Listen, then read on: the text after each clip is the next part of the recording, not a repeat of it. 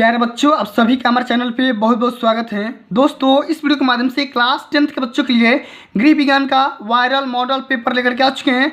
और बच्चों, इस वीडियो के माध्यम से मैं आप सभी को ये बताऊंगा कि 20 फरवरी गृह विज्ञान की कॉपी कैसे लिखें ताकि आप भी 95% मार्क्स अचीव कर सके।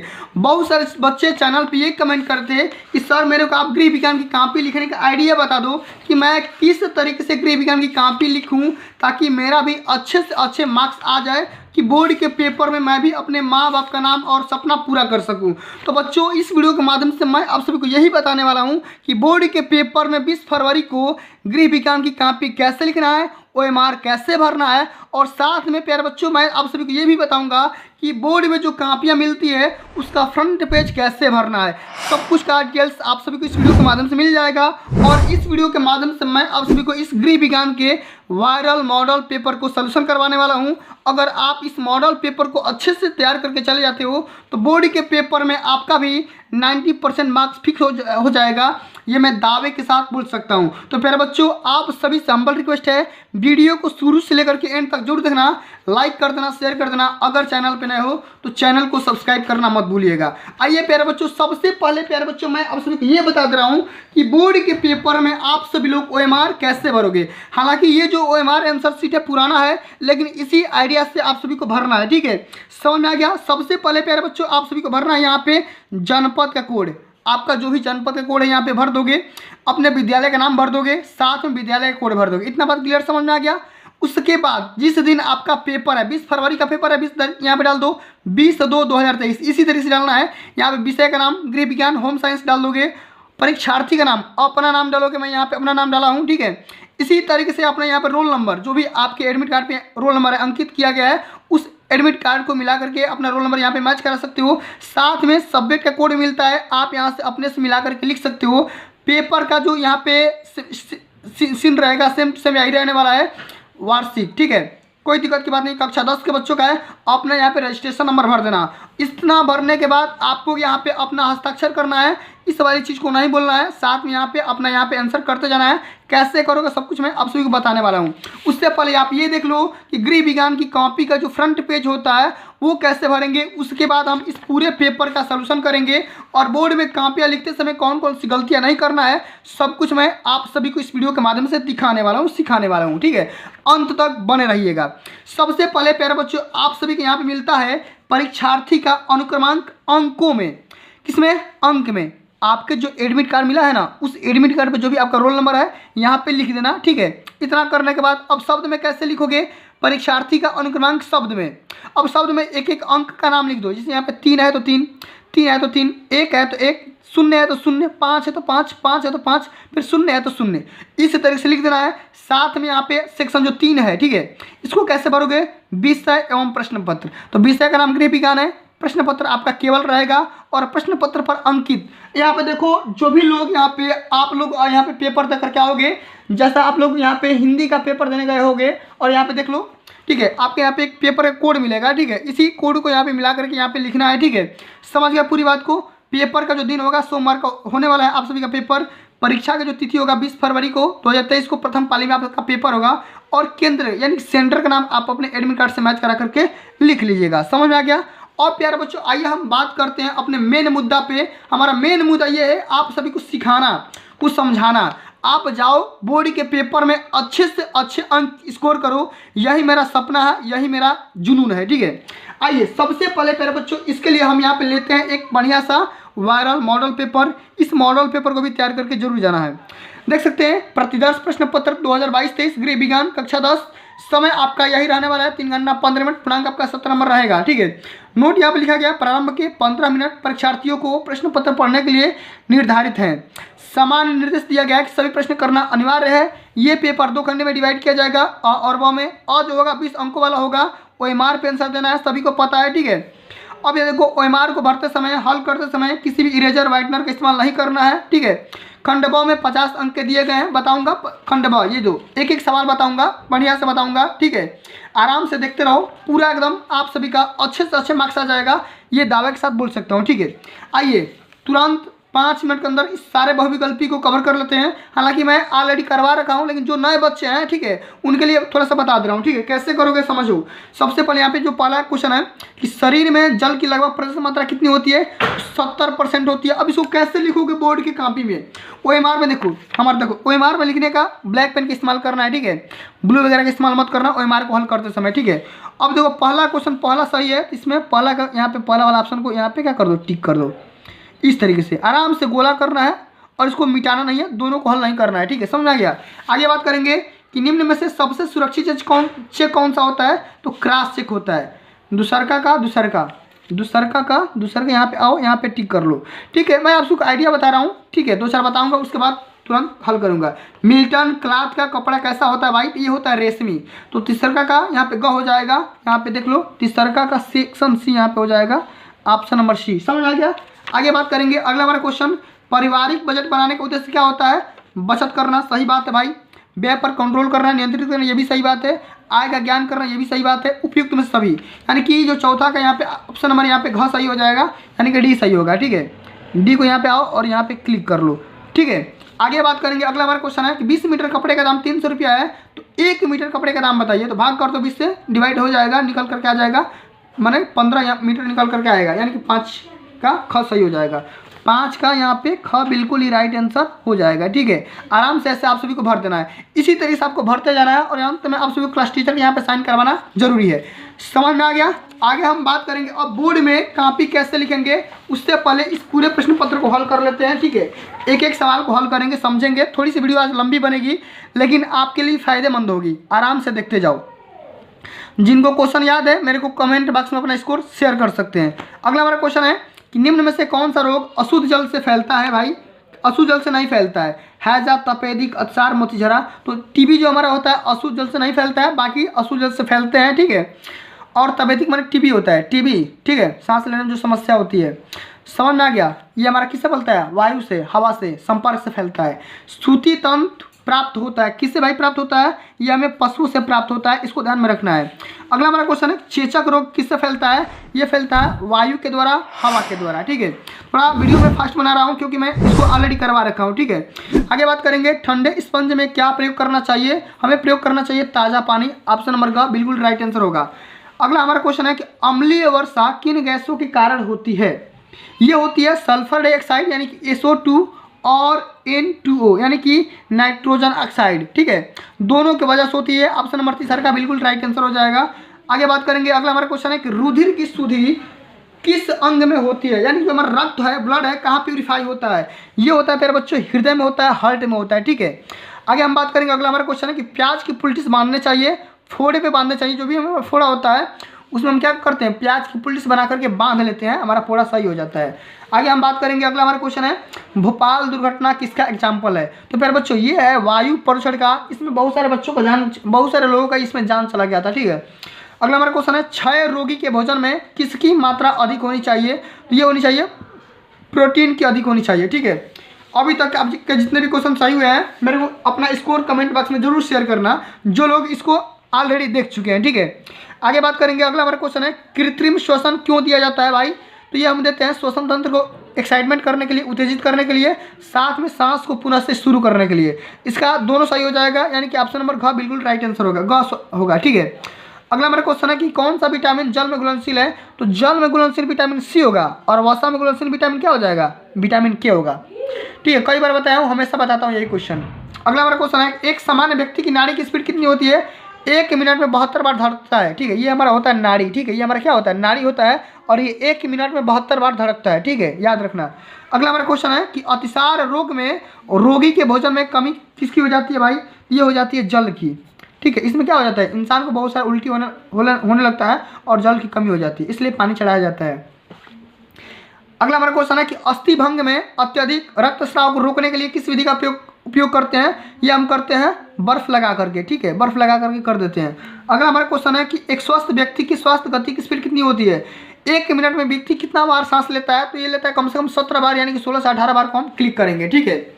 अब प्यारे बच्चों हमने बहुविकल्पीय क्वेश्चन को कवर कर लिया। अब हमारा मोटो ये है कि अब हम इसके डिस्क्रिप्टिव आंसर यानी कि इसको कैसे हल करेंगे, ठीक है। यानी कि बोर्ड में कापियाँ कैसे लिखना है इसको सबसे पहले समझिए। सबसे पहले प्यारे बच्चों बोर्ड में कापियाँ मिलने के बाद आप यहाँ पे हेडिंग लगाएंगे खंड ब, ठीक है। उसके बाद यहाँ पे लिखेंगे अति लघु उत्तरीय प्रश्न, यहाँ से करेंगे आराम से हल करेंगे, ठीक है। जैसे मैं लिखा हूँ एक एक शब्द बताऊंगा, कौन सा शब्द कहाँ पे लिखना है, किस हेडिंग का इस्तेमाल कैसे करना है, सब कुछ मैं आप सभी को एंड तक बताते रहूँगा, ठीक है। देखते रहिएगा बस खाली। आइए सबसे पहले अति लघु उत्तरीय के लिए आप सभी को 25 शब्द के अंतर्गत लिखना है। इससे अधिका नहीं होना चाहिए, कम भले हो जाए कोई दिक्कत की बात नहीं है, लेकिन कंटेंट सॉलिड होना चाहिए, आंसर बकवासू नहीं होना चाहिए, ठीक है। कैसे लिखोगे, पहला हमारा क्वेश्चन है कि पारिवारिक बजट किसे कहते हैं। अब देखो ये क्वेश्चन बोर्ड में कई बार पूछा जा चुका है और 100% बोल रहा हूँ यही सब सारे क्वेश्चन बोर्ड में पूछे जाएंगे। बहुत सारे बच्चे चैनल पे ये कमेंट कर रहे हैं कि सर आप जो बता रहे हो बोर्ड में नहीं आता है, बस लोग ऐसे ही बताते हैं लेकिन आता नहीं है, ठीक है। एक बार जा करके क्लास 10th हिंदी का प्लेलिस्ट ओपन करके देख लो, जो मैंने बताया हूँ वही हिंदी का पेपर में आज के डेट में आया हुआ है, ठीक है। चलिए पारिवारिक बजट, इस क्वेश्चन को कैसे करोगे, यहाँ पे लिखोगे प्रश्नोत्तर संख्या 21, ठीक है। मन कर यहाँ पे लगा लेना हेडिंग पारिवारिक बजट। इसमें क्या बात लिखोगे भाई, 25 शब्द में आ भी जाए और आपका काम भी हो जाए। तो पारिवारिक बजट पारिवारिक आय को व्यवस्थित रूप से व्यय करने का एक सरल तरीका होता है जिससे परिवार के सदस्यों के सुख व कल्याण में वृद्धि हो सके, पारिवारिक बजट कहलाता है, ठीक है। इस तरीके से आप सभी को सटीक यहाँ पे आंसर देना है, बकवास नहीं लिखना है, बना करके नहीं लिखना है, जो आपको आए वही लिखना है। अगला हमारा क्वेश्चन है कि ओजोन परत का क्या महत्व है। ये क्वेश्चन बोर्ड में कई बार पूछा जा चुका है भाई, ओजोन परत का, इसको कैसे लिखोगे समझो सबसे पहले, फिर यहाँ पे डालोगे हेडिंग ओजोन परत वाला प्रश्नोत्तर संख्या 22। यहाँ पे लिखोगे ओजोन परत पृथ्वी को सूर्य से आने वाली हानिकारक पराबैंगनी किरणें से बचाता है। ये जो हमारा ओजोन का शॉर्ट नाम होता है O3 केमिकल फार्मूला होता है, ठीक है। और ये क्या करता है, जो भी हमारे सूर्य से सन से जो भी अल्ट्रावायलेट रेज आती है, पराबैंगनी किरणें आती है, क्या करती है, बचाती है। अगर वो डायरेक्टली आ जाएगी माने धरती पर तो हमें नुकसान हो जाएगा, हम जिंदा नहीं पाएंगे, मर जाएंगे। ओजोन परत समताप मंडल के ऊपरी क्षेत्रों में पाई जाती है जहाँ यह सूर्य की हानिकारक पराबैंगनी किरणों से पृथ्वी की रक्षा करती है। समझ में आ गया। इस तरीके से आप सभी लोगों को यहाँ पे लिखना है, ठीक है। अब अगला हमारा जो क्वेश्चन है इसको ध्यान से समझो, यह भी बोर्ड के पेपर में कई बार पूछा जा चुका है। अगला हमारा क्वेश्चन ये है कि कपड़ा काटते समय या कपड़ा काटने से पहले माप लेना क्यों जरूरी है, इसके बारे में लिखना है, क्यों आवश्यक है। कैसे लिखोगे, प्रश्नोत्तर संख्या 23, ठीक है। लिखोगे कपड़ा काटते समय माप लेना इसलिए आवश्यक है क्योंकि माप लेने के बाद यह संभव हो जाता है कि वस्त्र बनाने के लिए कितना कपड़ा पर्याप्त रहेगा। देखो अच्छा मान लो आपको कोई डिज़ाइन बनाना है, कोई ड्रेस बनाना है, ठीक है। तो क्या करोगे, सबसे पहले तो उस शरीर के हिसाब से नाप लोगे, ठीक है, कि आपको कौन सा डिज़ाइन और कौन सा वस्त्र बनाना है, कैसा बनाना है, ठीक है। साथ में कपड़ा व्यर्थ नहीं जाता, बेकार नहीं जाता है, और ठीक माप लेने की क्या हो जाता है, उपयुक्त फिटिंग हो जाती है। इसलिए हम क्या करते हैं, कपड़ा का माप लेते हैं। समझ आ गया। आगे बात करेंगे। अगला हमारा क्वेश्चन है कि भोजन पकाने के उद्देश्य को समझाइए। भोजन हम क्यों पकाते हैं, क्यों भोजन पका करके ही खाते हैं, इसके बारे में हमें लिखना है, ठीक है। चलिए अगला हमारा क्वेश्चन यही है, कैसे लिखेंगे। तो भोजन पकाने के बहुत सारे उद्देश्य हैं, निम्नलिखित उद्देश्य मैंने यहाँ पे लिखा हुआ है। सबसे पहले उद्देश्य हम ये लिखेंगे कि भोजन पदार्थों को सुपाच्य बनाना, जो भी हमारा भोजन है बढ़िया से पाचन हो सके, इसलिए भोजन को पकाते हैं। साथ में आहार को अधिकाधिक स्वादिष्ट बनाना, जो भी हमारा भोजन है उसको अधिक से अधिक टेस्टी बनाना, इसलिए हम करते हैं, भोजन को पकाते हैं। और भोजन को अधिक आकर्षण बनाने के लिए हम भोजन को पकाते हैं। साथ में आहार का संरक्षण करने के लिए हम भोजन को पकाते हैं। समझ में आ गया। आगे बात करेंगे। अगला हमारा क्वेश्चन है, यहाँ पे देखो 25 नंबर क्वेश्चन है। सारे क्वेश्चन को देखते जाओ, यही सब सारे क्वेश्चन बोर्ड में फंसेंगे, ठीक है। अगला हमारा क्वेश्चन है, दवा पिलाते समय किन बातों का ध्यान रखेंगे। प्रश्नोत्तर संख्या 25 है। कैसे लिखोगे, तो दवा पिलाते समय निम्नलिखित बातों का ध्यान रखना चाहिए। कौन कौन सी बातें हैं, सबसे पहले समझिए। उपयुक्त मात्रा में दवा पिलाना चाहिए। मान लो कोई भी दवा है, ठीक है, दवा जितना आप सभी को आवश्यकता है कंपलसरी है उतना ही मात्रा में दवा पिलाना चाहिए, 1 गोली 2 गोली, ठीक है। उसी हिसाब से सही समय का ध्यान रखना चाहिए। समय मैंने टाइम पे दवा पीना चाहिए या पिलाना चाहिए। और खाने के बाद या खाने से पहले वाली दवा का भी बिल्कुल ध्यान रखना चाहिए, ठीक है। ऐसा नहीं कि खाने से पहले वाली दवा को बाद में और बाद वाली दवा को पहले दे दो तो फिर इंसान खत्म हो जाएगा, ठीक है, दिक्कत हो जाएगा। अगला हमारा क्वेश्चन है कि तापमान लेते समय 2 सावधानियों को लिखिए। ध्यान रखना है आप सभी को 25 शब्द के अंदर ही देना है जवाब, ठीक है। कैसे लिखोगे, प्रश्नोत्तर संख्या 26 लिखोगे यहाँ पे, और यहाँ पे लिखोगे तापमान लेते समय निम्नलिखित 2 सावधानियों को हमें बरतनी पड़ेगी। सबसे जो पहला हमारा ये पॉइंट है, ये लिखेंगे थर्मामीटर को मुंह में कभी नहीं लगाना चाहिए। और अगला हमारा पॉइंट ये रहेगा, यदि रोगी को पसीना आ रहा है तो उसे पोंछ कर तथा कुछ देर रुक कर ही उसका तापमान लेना चाहिए। समझ में आ गया? आगे बढ़ेंगे। अगला हमारा जो क्वेश्चन है प्यारे बच्चों वो है लघु उत्तरीय क्वेश्चन। अब इस क्वेश्चन को आप सभी को 50 शब्द में देना है आंसर। कैसे करोगे समझो, ठीक है? जितना बता रहा हूँ इतना ही करना है, इससे अधिका नहीं करना है, ठीक है? और यही सब सारे क्वेश्चन बोर्ड में पूछे जाएंगे। नहीं यकीन है तो एक बार बोर्ड के पेपर में जाओगे, ठीक है? अगर पूरा पेपर फंसेगा तो हमको याद कर लेना, ठीक है? और दुआएं कुछ दे देना, ये चैनल थोड़ा सा इंक्रीज हो जाए, ठीक है? चलो अगला हमारा क्वेश्चन यही है कि पासबुक एवं चेकबुक में क्या अंतर है, इसके बारे में लिखना है। यहाँ से 20 नंबर मिलेंगे। कितने नंबर? 20 नंबर मिलेंगे। 20 नंबर मिल जाएंगे, आराम से खाली देखते रहो। तो यहाँ पे देखो लघु उत्तरीय प्रश्न लिखोगे बढ़िया से, इसी हेडिंग में लिखोगे प्रश्नोत्तर संख्या 27। अब यहाँ पे लिखोगे पासबुक एवं चेकबुक में निम्नलिखित अंतर है। कौन कौन सा अंतर है यहाँ पे लिखो कि पासबुक का उपयोग खाता में लेन देन का विवरण प्रिंट करने के लिए किया जाता है तथा यह एक आईडी का काम कर सकता है, जबकि चेकबुक का उपयोग किसी को पैसा देने के लिए ही किया जाता है और चेकबुक हमारा आईडी का काम नहीं करता है। इतना बात ठीक है, लिख दोगे। यहाँ से 4 नंबर बिल्कुल मिल जाएंगे, ठीक है? एक भी नंबर नहीं कटेंगे। अगला हमारा क्वेश्चन है कि हड्डियों के टूट एवं मोच में होने वाली प्राथमिक उपचार का वर्णन करिए, ठीक है? इसको कैसे करोगे? आओ करते हैं, आराम से करते हैं। 28 नंबर क्वेश्चन है, बढ़िया से देखते रहो, ठीक है? अंत तक देखो कि हड्डियों में टूट एवं मोच होने के बाद सर्वप्रथम टूटी हुई हड्डियों को हिलाना नहीं चाहिए, क्योंकि आसपास की नसें, ऊतकों और रक्त वाहिकाओं को अतिरिक्त नुकसान पहुंच सकता है, ठीक है? आगे लिखेंगे यदि कोई खुला घाव है तो उसे आगे के चिकित्सा के उपचार के लिए रास्ते में एक साफ कपड़े या पट्टी से ढक देना चाहिए, ताकि हमें उसे बाद में इलाज करवा सकें और तुरंत उसका ब्लड रोक सके, ठीक है? समझ में आ गया? आगे बात करेंगे। अगला हमारा जो क्वेश्चन है वेरी मोस्ट इंपोर्टेंट क्वेश्चन है कि तंबाकू पीना स्वास्थ्य के लिए हानिकारक क्यों है? मतलब हमें तंबाकू क्यों नहीं पीना चाहिए, इसके बारे में लिखना है। कैसे लिखोगे सबसे पहले समझो। 29 नंबर क्वेश्चन है, वेरी मोस्ट इंपोर्टेंट क्वेश्चन है और बोर्ड में कई बार पूछा जा चुका है ये क्वेश्चन। तंबाकू पीना स्वास्थ्य के लिए हानिकारक है क्यों? क्योंकि तंबाकू के सेवन से रक्तचाप अस्थायी रूप से बढ़ जाता है। माना रक्तचाप में क्या होता है? ब्लड प्रेशर होता है, ये क्या हो जाता है? बढ़ जाता है, ठीक है? जिसके कारण क्या हो जाता है भाई? हृदय पर दबाव पड़ता है और हृदय स्पंदन प्रभावित हो जाता है। जो भी हमारा हृदय का पंपिंग होता है, सभी को पता है, हमारा हार्ट क्या होता है? करता है, पंप करता है, ठीक है? वो क्या हो जाएगा? इफेक्टेड हो जाएगा, मैंने खराब हो जाएगा। और इसके लगातार सेवन से क्या हो जाएगा? फेफड़े में कैंसर हो सकता है और साथ में हृदय गति रुक जाने की संभावना भी बढ़ जाती है, ठीक है? इस तरीके से यहाँ पे लिख दोगे। समझ में आ गया? आगे बात करेंगे। अगला हमारा क्वेश्चन दिया गया है कि भोजन पकाने की सर्वोत्तम विधि का वर्णन करिए। वेरी मोस्ट इंपोर्टेंट क्वेश्चन है, बोर्ड में 100% पूछा जाएगा। कैसे लिखोगे? सबसे पहले यहाँ पे देखो कि भोजन पकाने की जो सबसे बढ़िया विधि होती है वो होती है भाप के द्वारा, माने स्टीम के द्वारा, ठीक है? उबाल करके। कैसे लिखोगे? भाप के द्वारा पकाना भोजन पकाने का सबसे बढ़िया साधन माना जाता है और भाप के द्वारा पकाया गया जो भोजन होता है स्वादिष्ट एवं स्वस्थ होता है, ठीक है? लाभदायक होता है। और इस विधि से भोजन के पौष्टिक जो तत्व होते हैं वो कभी भी बेकार नहीं जाते हैं, नष्ट नहीं होते हैं। और इस विधि में भोजन जल्दी पक भी जाता है, क्योंकि प्रेशर कुकर का जो टेम्परेचर होता है, भाप होता है, वो ज़्यादा प्रेशराइज किया गया होता है, ठीक है? दबाव ज़्यादा होता है, ठीक है? अब अगला जो हमारा क्वेश्चन है प्यारे बच्चों वो वेरी मोस्ट इंपोर्टेंट क्वेश्चन है, दीर्घ उत्तरी क्वेश्चन है। अब इसको कैसे लिखोगे? 100 शब्द में लिखना है, लिखने का तरीका समझ लो, इसी तरीके से बोर्ड में लिखना है। अगला हमारा क्वेश्चन है पारिवारिक आय क्या होता है, इसका क्या अर्थ है, और पारिवारिक आय का प्रकार एवं विभिन्न स्रोतों का वर्णन करिए। कैसे लिखोगे? या अगर ये आ रहा है तो ये करो, नहीं तो ये करो। गृह गणित का क्या महत्व है, इसका महत्व को विस्तार से समझाइए। कैसे लिखोगे? दोनों में से किसी को लिखना है।